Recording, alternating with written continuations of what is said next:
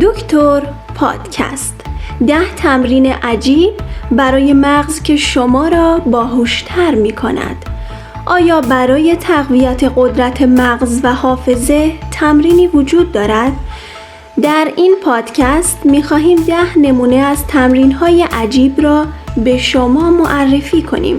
می توانید از این تمرین‌ها برای پرورش قدرت مغز و حافظه خود استفاده کنید. اگر مغز شما چیزهای جدیدی را تجربه کند که حس فیزیکی بینایی، شنوایی، بویایی و لامسه را با حس عاطفی ترکیب کند، سالم و قوی باقی خواهد ماند. چرا که در این صورت بین نواحی مختلف مغز ارتباطاتی شکل می‌گیرد که باعث تولید سلول‌های عصبی طبیعی می‌شود. این سلول‌ها بر قدرت حافظه تأثیر شگفت انگیزی دارند و سلول‌های پیرامون را قوی‌تر می‌کنند تا در برابر اثرات افزایش سن مقاوم‌تر شوند. مثلا با انجام کارهای ساده می‌توانید باهوش‌تر از قبل شوید. ما 10 تمرین را به شما معرفی خواهیم کرد که با انجام آنها هوش و حافظه خود را می توانید تقویت کنید. لطفاً کانال ما را سابسکرایب کنید و لایک و کامنت هم فراموش نشید. 1. با دست غیر غالب مسواک بزنید. تحقیقات دانشمندان نشان داده است اگر هنگام مسواک زدن از دست غیر غالب مثل دست چپ برای راست دست ها استفاده کنید، قسمت هایی از قشر خارجی مغز که اطلاعات لمسی را از دست دریافت می کند به سرعت و به میزان زیادی گسترش می یابد. استفاده از دست غیر غالب برای انجام کارها باعث فعال شدن قسمت مختلف مغز می شود.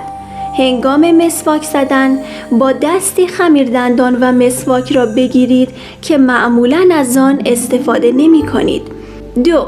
هنگام صبح و بعد از بیدار شدن از انجام کارهای تکراری پرهیز کنید.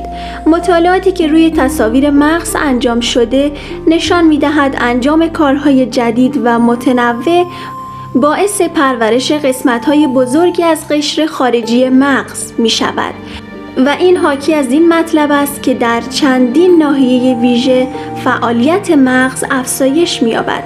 وقتی کارهای نو تکراری و روزمره شوند، فعالیت آن نواحی از مغز هم کاهش می یابد.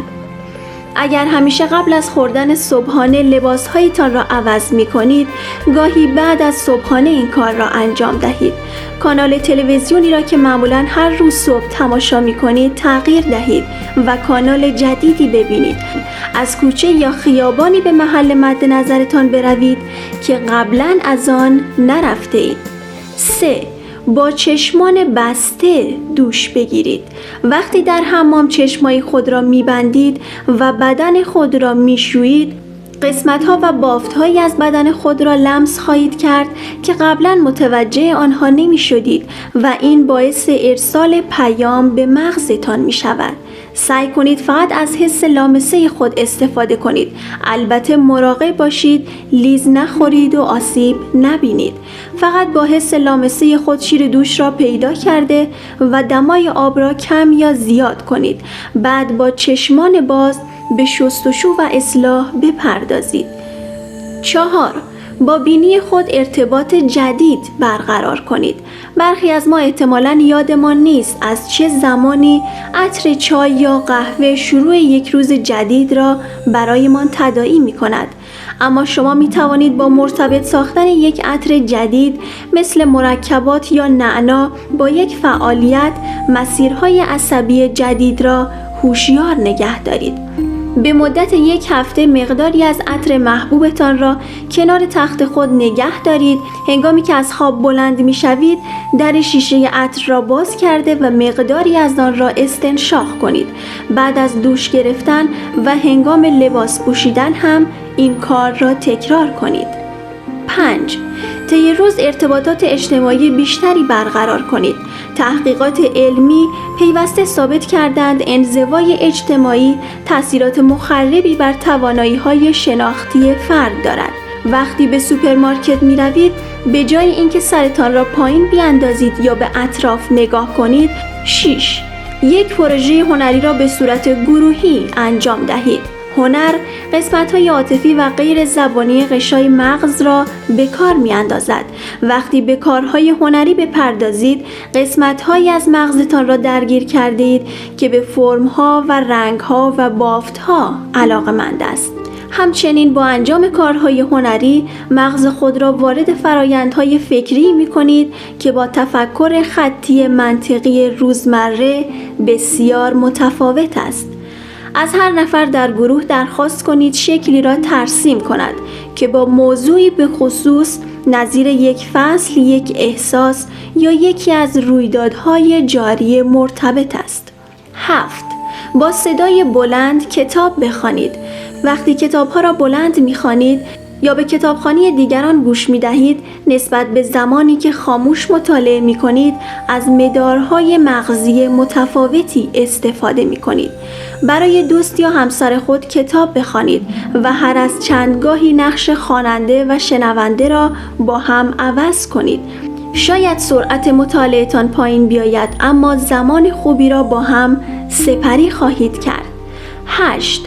غذاهای ناآشنا را امتحان کنید. سیستم بویایی شما با فعال کردن ترکیبات منحصر به فردی از گیرنده‌های داخل بینیتان می‌تواند میلیون‌ها بو را تشخیص دهد.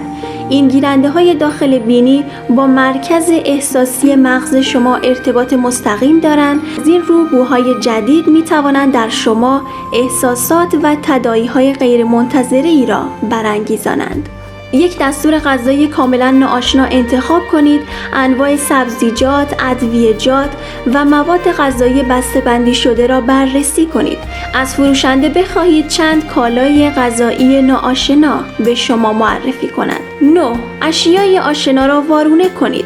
وقتی به اشیایی که طبق معمول سر جای خودشان هستند نگاه کنید، قسمت زبانی سمت چپ مغزتان به سرعت آنها را می‌شناسد و توجه شما به چیزهای دیگر معطوف می‌شود.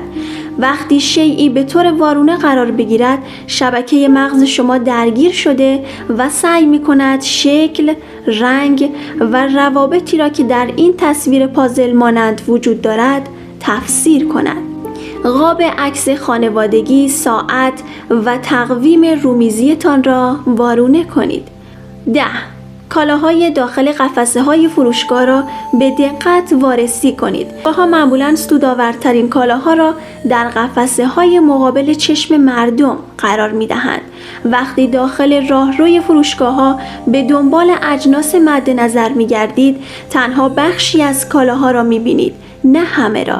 در راهروی فروشگاه بایستید و به یک قفسه از بالا تا پایین نگاه کنید. اگر کالایی دیدید که تا به حال ندیده اید، آن را بردارید و مواد تشکیل دهنده آن را بخوانید و درباره‌اش فکر کنید.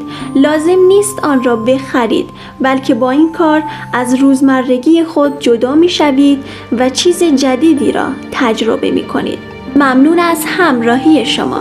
لطفاً کانال ما رو با دوستانتون به اشتراک بگذارید و از این 10 تمرین عجیبی که مغز شما را باهوش‌تر می‌کند در زندگی خود استفاده کنید.